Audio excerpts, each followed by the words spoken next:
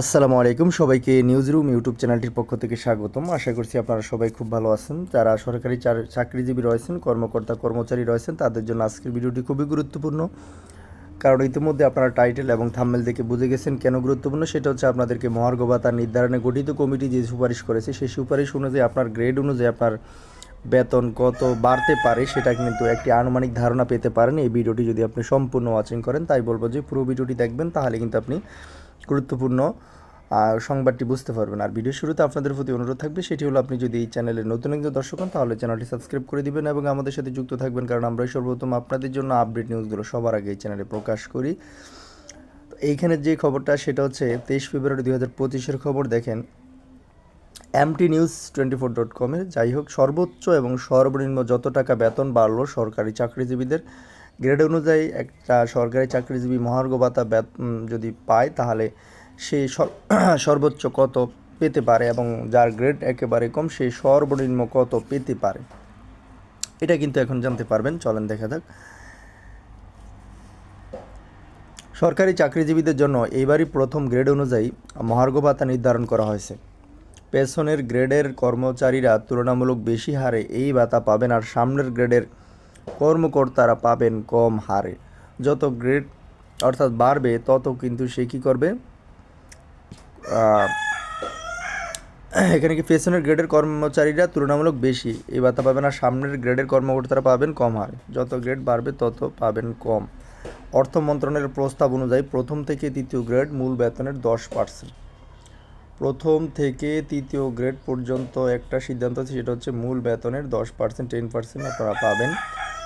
এরপর হচ্ছে চতুর্থ থেকে দশম গ্রেডের পাবেন মূল বেতনের 20%, 20% পাবেন। এরপর হচ্ছে 11 থেকে 20তম গ্রেডের মূল বেতনের পাবেন 25%, 25% আপনার বেতন যত হোক এখানে আপনারা হিসাব করলে পেয়ে যাবেন।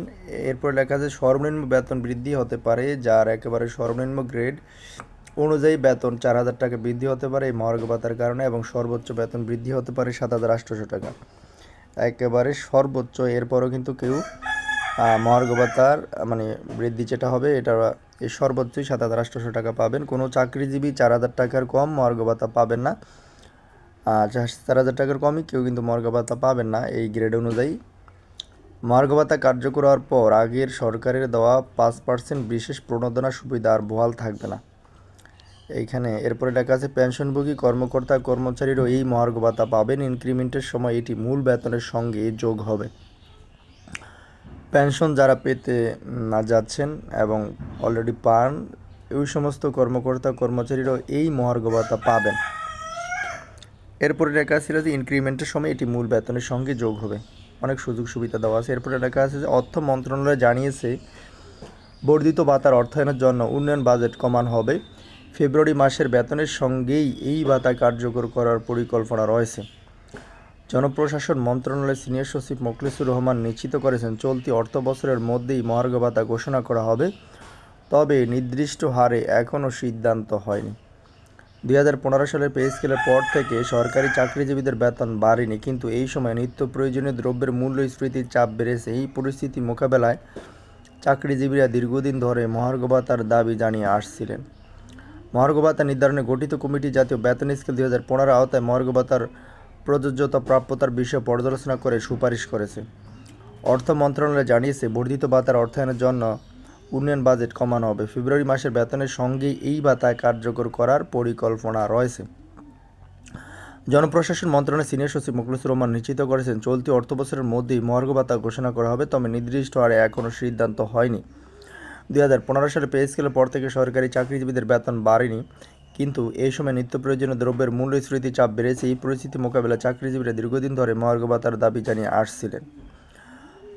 মহার্ঘ ভাতা নির্ধারণে গঠিত কমিটি জাতীয় বেতন স্কেল 2015 আওতায় মহার্ঘ ভাতার প্রযোজ্যতা প্রাপ্যতার বিষয়ে পর্যালোচনা করে সুপারিশ করেছে।